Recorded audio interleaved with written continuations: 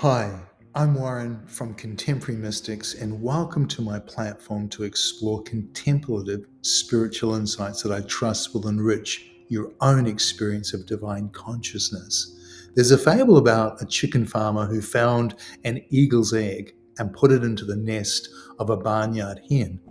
Pretty soon, the eagle hatches with the chicks and grows up with them, doing what chickens do, living like a chicken and believing that it was a chicken. One day, when the eagle was very old, it saw something above it gliding majestically through the clouds. "What's that?" the eagle asked. "Oh, that's an eagle," said one of the chickens, "the king of the birds, the master of the skies. But don't you worry about him. You'll never be like that. You're a chicken, just like us." And that eagle lived and died believing it was a chicken, when in fact it was a majestic eagle created to soar in the heavens. Awakening to our true, sacred spiritual self and aligning ourselves with this elevated divine nature is the purpose and privilege of our human experience. This means coming into a deeper connection with our true nature as a divine being, which is always found within us and not outside of us. Alan Watts sagely said, "The meaning of life is so plain and so obvious and so simple, and yet everyone rushes around in a great panic as if it were necessary to achieve something beyond themselves." This self, of course, that he's referring to is the deeper essential self that exists beneath the surface of the eye of our everyday consciousness. Yet most people, unfortunately, haven't experienced their deeper self. They haven't really met who they truly are. For the most part, they live identified with a limited view of who they think they are. They have lived in a continuous stream of thoughts, feelings, and beliefs that they have of themselves and that they think, feel, and believe are theirs, but that are not their own. And so they fail to discover their truest self behind these fictitious thoughts, feelings, and beliefs. And so we live in what psychologist and spiritual teacher John Welwood called a soul cage, which prevents us from knowing who we really are or living freely and expansively. Our soul cage is our confined version of ourself. It's our ego, our conditioned personality, our false self's small and limited image of ourselves. And so we close off enormous potential of our being and develop beliefs and identities to cope in a world that doesn't support who we truly are. Imagine that your true self is like a palace with countless rooms, and that from early childhood, with every painful, limiting, or negative experience, you start to protect yourself by shutting off the rooms in your palace. Then one day, you realize that you have in fact confined yourself to a tiny one-bedroom unit. The work of spirituality or grace is to awaken us from our trance and to find our way back to our true nature.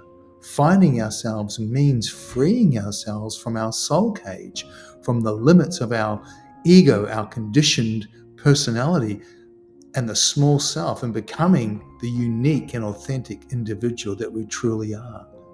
The word individual literally means undivided. So becoming our true self is about embracing the full range of potentials and powers within us instead of living divided against ourselves. The presence of grace frees us to face the obstacles that block our undividedness, our true nature, and empowers us to embrace our truest self. To be freed from our soul cage, we must give up who we have come to think that we are. Yet this work isn't about striving, forcing it, or trying to make it happen. It's about learning the spiritual secret of letting go, detachment. We let go.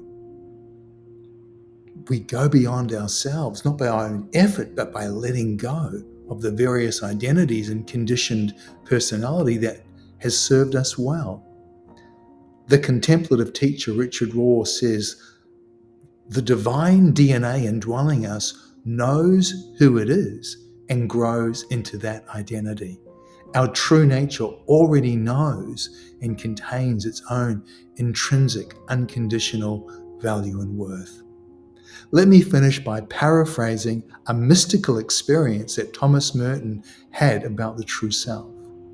He was at a shopping district in Kentucky, USA, when he was suddenly overwhelmed with the realization that he loved everyone around him.